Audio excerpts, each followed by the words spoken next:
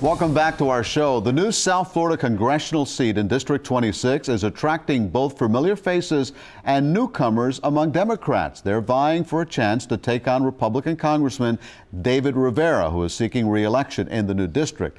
My guest today is a hospitality industry manager who is running a grassroots campaign for Congress. He is Lamar Sternad, a Democrat who's running in the 26th Congressional District. And Lamar, thanks a lot for being here. Thank you for having me, Eliott. This is your first run for office. You're not known in political circles, so here's your opportunity. Tell us about yourself and why you're running for Congress. Well, I'm running for Congress because right now there's a high discontent with the recycling of establishment politicians.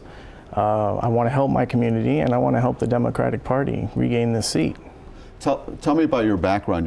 This is your first run for office. Yeah, it's my first run for office, but I'm a hotel administrator. I do auditing, and I want to get in there and cut out some of the fat, some of the pork. All right, tell me about the issues that are important to you. What do you see as the most important issues in that district? In that district, a lot of people are without jobs. There are people that want better education for our children because they want our children to be more competitive in the workforce. And seniors, we want to keep the promise to our seniors. We want to take care of Social Security. I got you. I'm following you. And those are the areas I want to touch on. Let's talk about how you would go about doing that in Congress. The number one jobs, I agree with you, is the economy and jobs. The number one issue, I should say.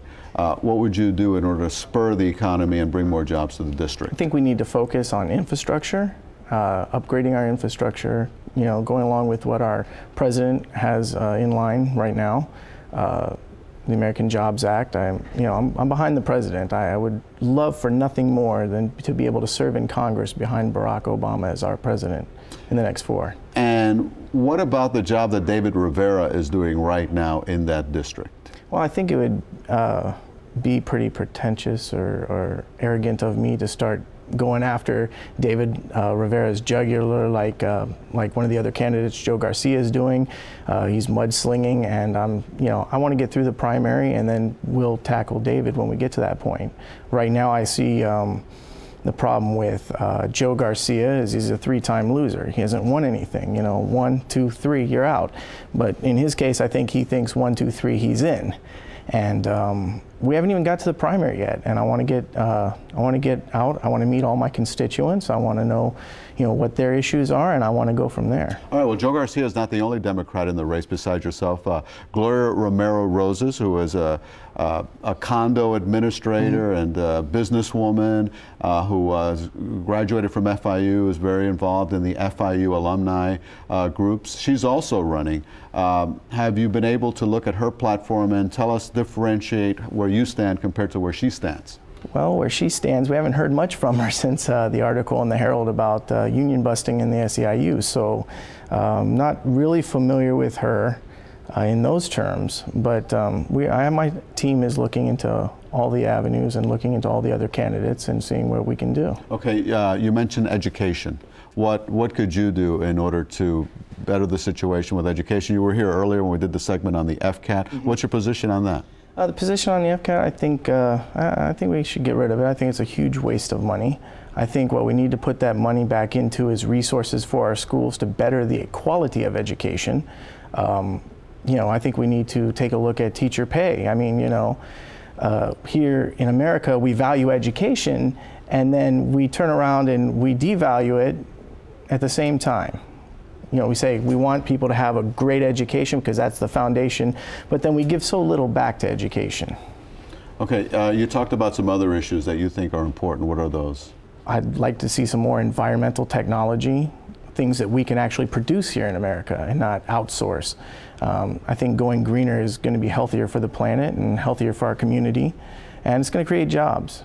And you say you're a supporter of President Obama and what President Obama has done. A lot of people are critical of the president, saying that he hasn't done enough to spur the economy and that the economic recovery has not been as strong as it should be because of some of the policies that the president has followed.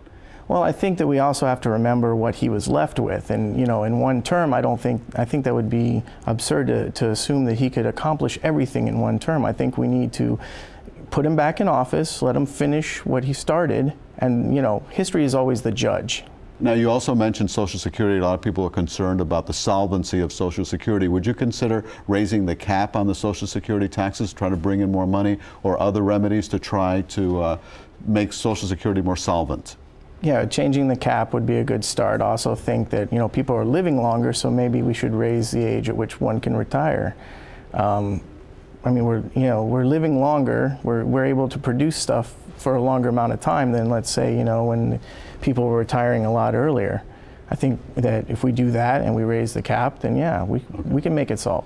All right, so if people want to find out more about your campaign, how do they go about doing it? They can go to www.votelamar.com, and if I might say just one more thing, because I know you got a time limit here.